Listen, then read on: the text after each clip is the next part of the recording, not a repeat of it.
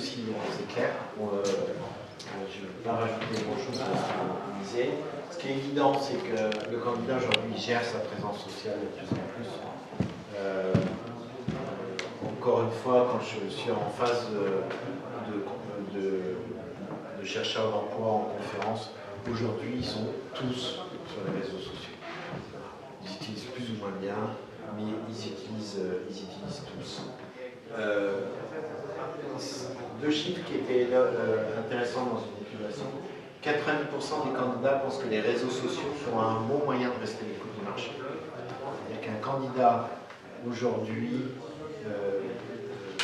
qui est en poste, il sait que de toute façon, il ne fera pas comme mon père, 30 ans chez Philips, avec une seule boîte dans sa carrière. Donc il se pose la question, il gère son image, il est présent sur les réseaux sociaux, plus ou moins bien, mais en se disant ça peut servir, on ne sait jamais.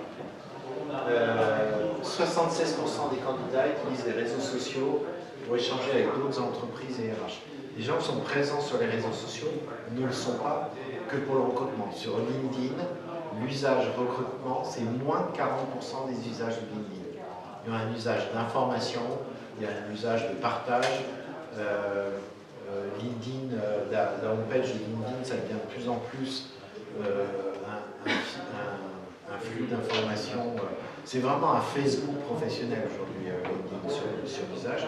Donc ça veut dire qu'on va aussi partager une info qui a été diffusée par le manager d'une boîte concurrente, où on va éventuellement interagir avec eux. Donc il y a des connexions qui se créent comme ça. Donc quand on approche des gens sur LinkedIn, je dirais que les gens qu'on approche sur LinkedIn, potentiellement, ils sont en moyenne plus ouverts à regarder votre offre qu'un candidat qui était chassé dans le bureau. C'est voilà, le candidat en recherche passive, il est quand même de plus en plus visible.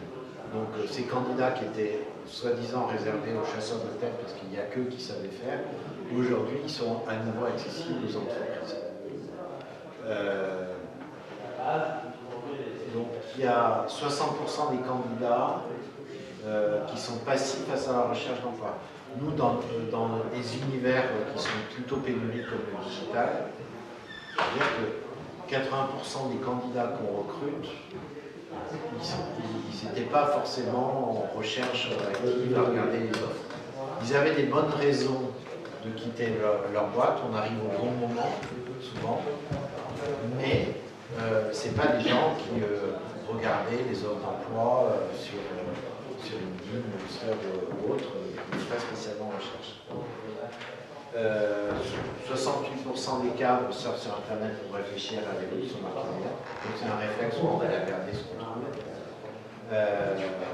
50% des entreprises françaises recrutent des candidats en recherche passive. Ça nous arrive à tous de recruter en fait des gens qui ne sont pas forcément, qui sont encore en place, qui sont en recherche plus ou moins. Les étudiants, on voit vraiment une génération avec les étudiants qui prennent beaucoup plus au pouvoir. Ils choisissent beaucoup plus leur job, en tout cas les bons qui savent se mettre en avant. Les jeunes sont vraiment très actifs. J'ai un candidat en piste chez CAPA, il a 5 offres. Il a dit oui. C'est bien. Olivier il avait 5 offres. Ouais. Il a dit oui. Une d'évolution interne dans son entreprise, et c'est une grosse entreprise.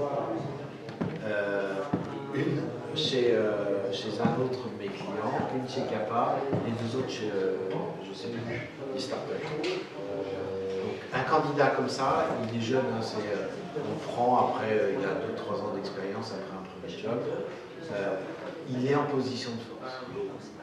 Donc, et en fait, les 2 éléments qui l'ont... Alors, les 3 éléments qui l'ont fait basculer, parce que on est quand même une petite boîte, donc on n'a pas une notoriété extraordinaire, on n'est pas Danone.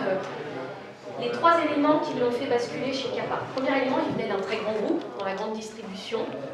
Et en fait, il a dit, la raison pour laquelle je pars, parce que c'est lui qui a décidé de partir, c'est que j'ai eu des idées Alors, non, c'est pas ça. On m'a demandé d'avoir des idées, je les ai eues, je les ai proposées. Le patron du groupe, c'est un très grand groupe de la grande distribution, c'est le leader en France. Le patron lui a dit ouais, c'est bien.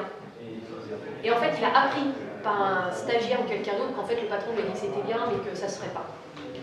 Et il a dit c'est pas grave que ça se fasse pas, mais j'aurais préféré qu'ils me disent on va pas faire pour telle raison, mais surtout qu'on ne fasse pas bosser. Donc en gros, la raison pour laquelle lui partait, c'est-à-dire aucun pouvoir. Aucun pouvoir. Peut-être que je m'exprime mal, mais vous voyez, c'est-à-dire on me demande de faire des trucs, des machines, mais ça sert à rien à personne parce que de toute façon, voilà. Et comment on a réussi à le faire venir chez Kappa, d'abord on l'a rassuré, c'est-à-dire on a passé beaucoup de temps avec lui à lui expliquer la boîte, d'où on était parti, comment on est arrivé là, où est-ce qu'on allait. Moi, j'ai passé du temps avec lui, c'est Jacques qui m'a dit, c'est toi la patronne de la boîte, il faut que tu rencontres tous les candidats. D'abord parce que c'est un extraordinaire moyen de leur dire et de communiquer sur la boîte, donc de construire l'image de la boîte auprès des très jeunes et qui dans 10 ans seront les managers, voilà. Donc moi je lui ai expliqué la vision, et après on a une particularité chez Kappa, c'est qu'on veut tuer le chômage. Et donc ça paraît simple pour vous de le dire, mais en fait il y a énormément de jeunes aujourd'hui qui recherchent des missions un peu humanistes, etc. Et il se dit je ne vais pas travailler pour rien, quoi, parce que même s'il y a 10, 12, 20 personnes, alors il se trouve qu'il y en a beaucoup plus sur Kappa qui trouvent un job, mais ça, je ne vais pas travailler pour rien. Donc la vision était très importante. On le paye très bien, c'est-à-dire qu'on le paye mieux que dans un grand groupe. Il va falloir que les grands groupes se remettent en question sur la palette politique salariale. Et aussi, on lui apporte des stocks. C'est-à-dire qu'on va partager avec lui le succès de l'entreprise. Alors, ce n'est pas des parts de la boîte, c'est des stock options. C'est un système un peu particulier, etc. Mais on lui dit, en fait, on va t'associer au succès de la boîte. Voilà, et moi j'ai passé beaucoup de temps aussi à leur réassurer en lui disant tu sais on a tellement de boulot que de toute façon tout ce que tu vas faire ça va servir. Là je parle devant Justine qui a rejoint Kappa il n'y a pas très longtemps. J'ai à la fois été bluffée par sa capacité à être hyper autonome, proposer des idées, etc. Et en même temps, moi il a fallu que je joue le jeu parce qu'il y a beaucoup de choses que je faisais avant, qu'elle fait aujourd'hui. Donc en fait le lien de confiance il s'établit hyper vite, ou pas d'ailleurs. Voilà, mais gardez ça en tête, les 3 éléments, c'est il a partagé la vision de la boîte, qui est une vision, et n'importe quelle boîte, Monsieur Bricolage, il peut aussi trouver une vision qui va changer le monde. Deuxièmement, partager la vision, lui montrer qu'il a les clés, et troisièmement, partager le succès avec une politique salariale et de stock qui est très avantageuse.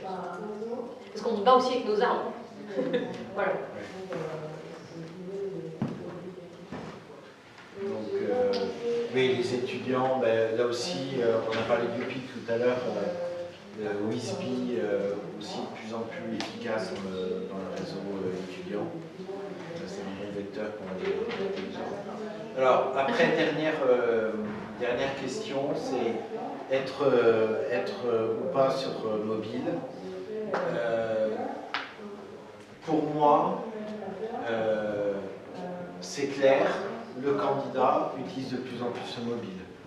En plus, là, cette année, ça va être la génération des téléphones chinois à entre 50 et 80 €. Vous allez pouvoir acheter un smartphone. Je ne parle pas du prix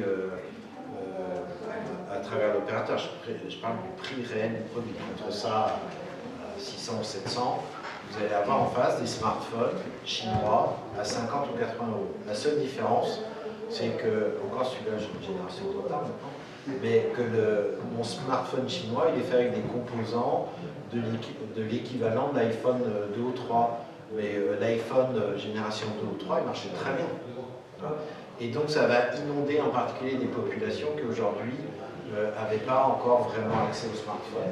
Donc ça va ne faire que renforcer dans l'usage de recherche d'emploi. Donc aujourd'hui, on a déjà 38% des candidats qui consultent des offres via leur mobile.